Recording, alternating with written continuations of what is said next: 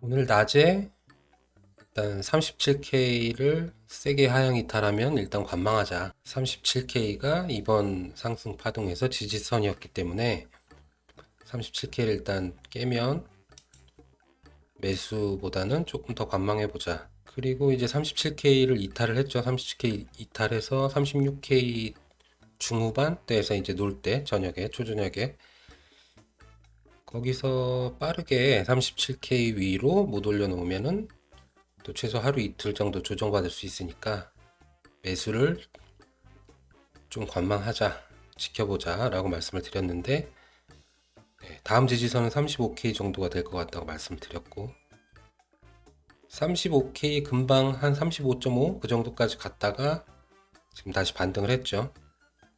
빠르게 조정을 받고 와서 이제는 이제 내려오면 조금 매수를 생각하는 게 좋을 것 같아요.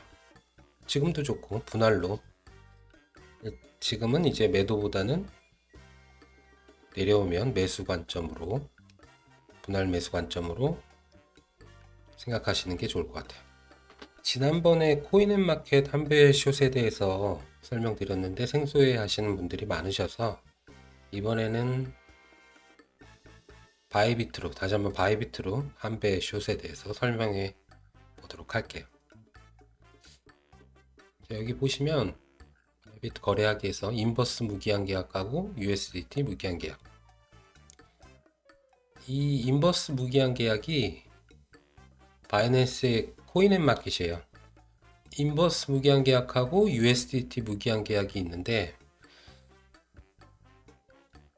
처음에 그러면은 어느 마켓에서 시작하는 게 좋냐 이렇게 여쭤보시면은, 이 인버스 마켓, 바이낸스에서는 코인앤마켓, 이게 처음에 이해가 좀 어렵다 하면은 일단은 USDT 무기한 계약으로 시작하시는 게 좋은데, 저는 이 인버스 무기한 계약, 바이낸스의 코인엠으로 시작하는 것도 나쁘지 않다고 봐요. 그 가장 큰 이유가, 현물만 하셨던 분들은 이 숏 공매도가 굉장히 낯설거든요. 그래서 숏에는 손이 잘 안 나가요. 롱이야 이제 현물에서 매수하고 비슷하니까 스스럼 없이 잘 나가는데, 숏은 왠지 좀 그러시는 분들이 많을 거예요. 잘 안 나가는. 근데 이 인버스 무기한 계약에서 한배 숏은 사실은 부담 없이 치실 수가 있어요. 지난번에도 말씀드렸지만 숏 같지 않은 숏이다. 그냥 현금화하는 숏. 사실 현물에서 그냥 사지 않고 관망하는 거랑 똑같은 게 한배 숏이거든요. 인버스 무기한 계약에서.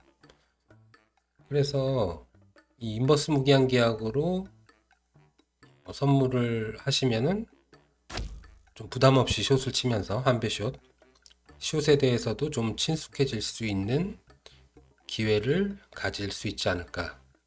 그래서 이 인버스 쪽에서 선물을 해보시는 것도 나쁘지 않을 것 같다라는 게 제 생각인데요.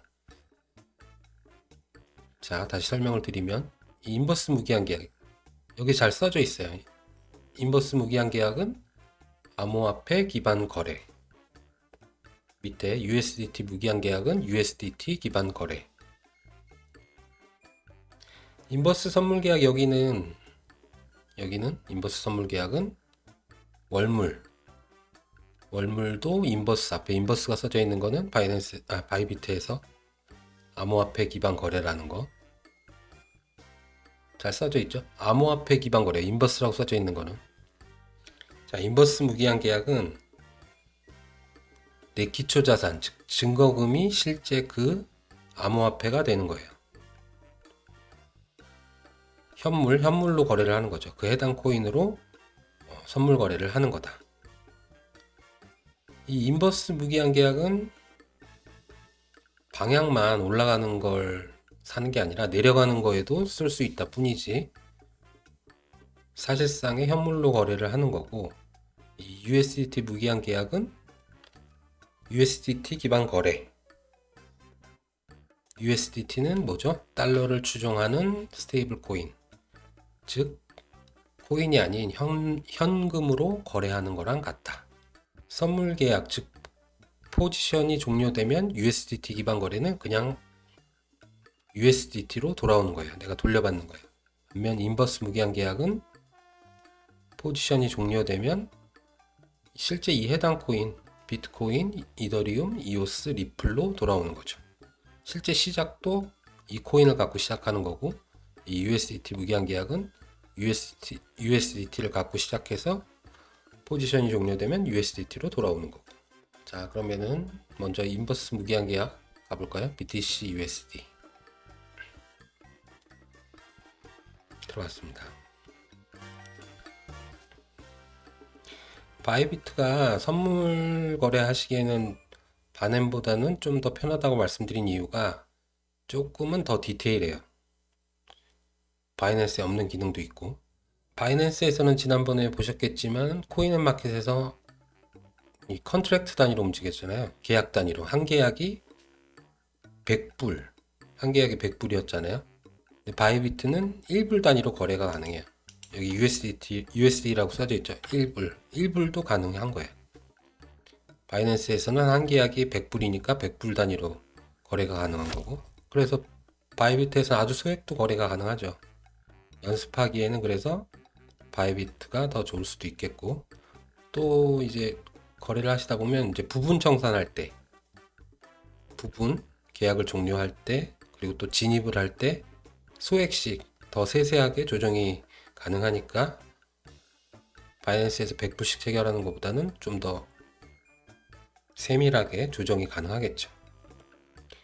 그리고 레버리지도 소수점 2자리 단위까지 지원을 해요. 바이낸스에서는 아마 소수점이 지원이 안 될 거예요.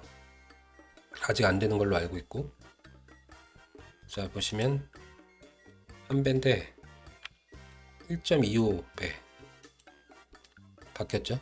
소수점 2자리까지 세밀하게 조정을 할 수가 있다. 그리고 이 인버스 무기한에서는 안 되지만 USDT 무기한 계약에서는 포지션을 동시에 양방향 오픈이 가능해요. 롱도 잡고 있을 수 있고 숏 포지션도 가질 수 있고, 동시에 두 개를 다 이 양방향을 포지션을 보유할 수가 있거든요. 내가 롱을 가지고 있어도 숏 포지션을 또 보유할 수가 있어요.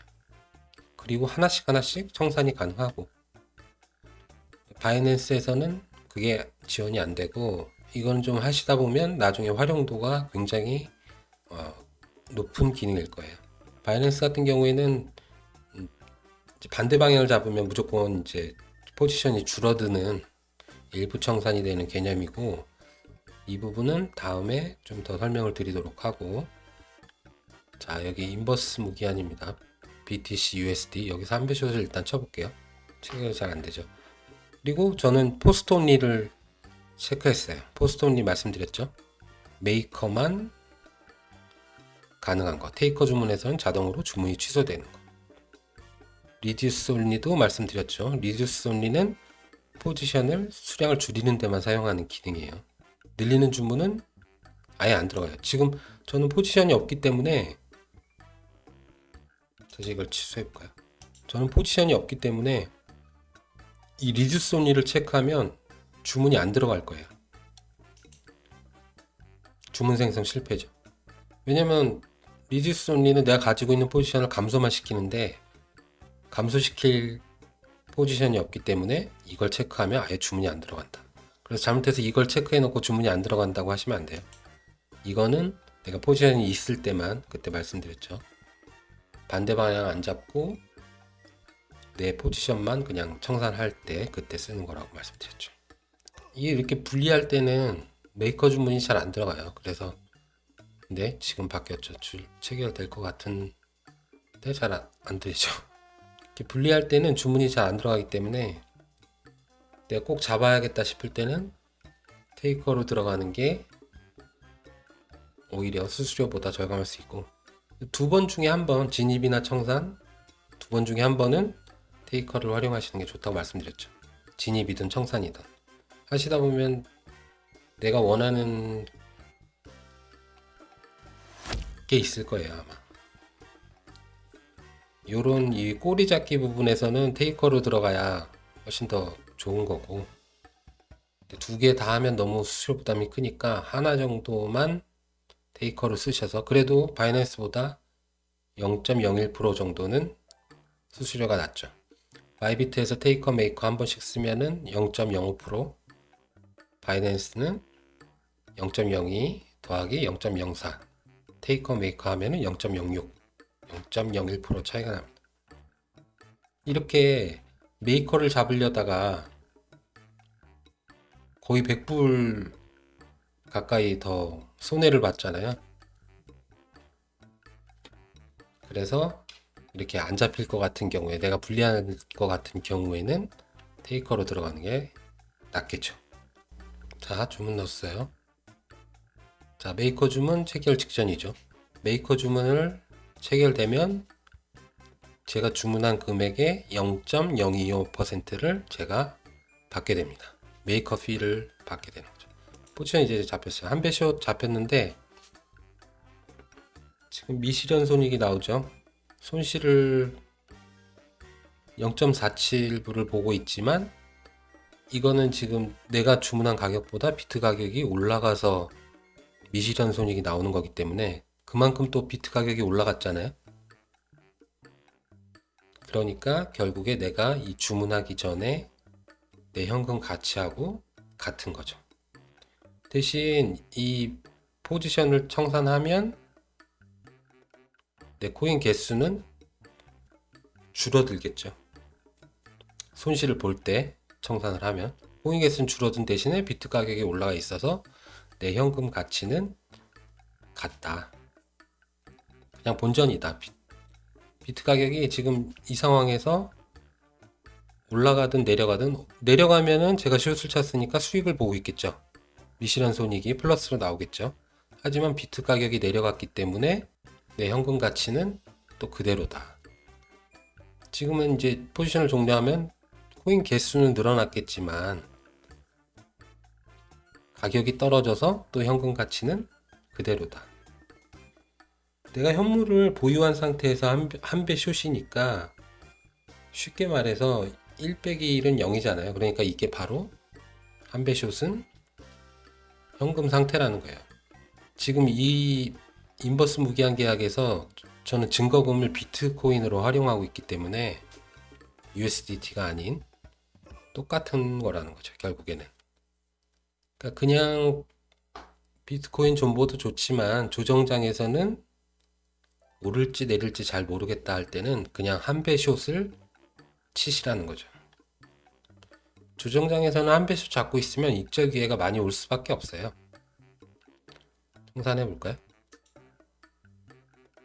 이거는 청산할 때는 그냥 금액 공매수 이렇게 청산을 해도 되고, 여기에 청산에 있는데 또 입력해서 해도 되고, 청산하는 방법은 여러 가지가 있어요.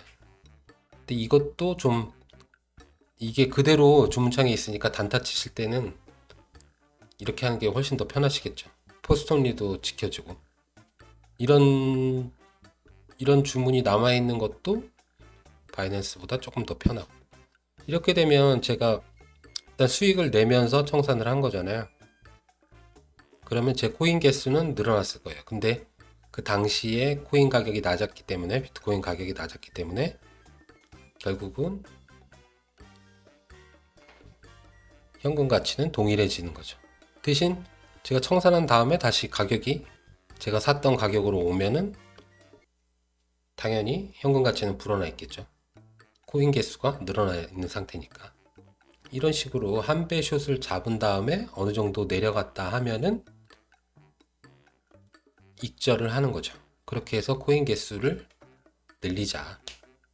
아무래도 조정장에서는 한 배 숏이 익절 기회가 많이 올 수밖에 없고, 한 배를 초과하는 뭐 두 배 배율부터는 이게 진짜로 그 하락에 베팅한 거니까 자신이 없으실 수 있지만, 한 배는 그냥 현물에서 내가 안 사고 현금으로 갖고 있는 거랑 똑같은 거니까 부담 없이 한 배 숏을 한번 경험을 해보셔라. 만약에 이 코인 가격이 올라갈 것 같을 때는 그냥 무포지션으로 관망을 하시는 거고, 무조건 한 배숏을 잡고 계셔라는 것이 아니라 내려갈 것 같을 때, 혹은 올라갈지 내려갈지 모르겠을 때, 그때 한 배숏을 잡고 리스크 관리를 하시라는 말씀이죠. 조정장에서. 또 한 가지, 대부분 숏이 펀딩비를 받는 경우가 많기 때문에 소소한 금액이지만 그 펀딩비가 또 부수입으로 들어올 수도 있어요. 이 펀딩비 관해서는 추후에 따로 설명을 드려야 되고, 숏에 익숙하지 않으시겠지만 한 배 숏은 사실상 그냥 매수 안 하고 현금 들고 관망하는 거다. 계속 말씀드리지만 말로만 들으셔선 잘 모르실 거고, 직접 한번 소액으로라도 한번 해보셔야 아 이거구나 하고 내게 되는 겁니다. 그러니까 조정장 하락장에서 많은 고수들이 이 한 배 숏으로 코인 개수를 많이 늘렸더라 라는 얘기를 참고하시고요.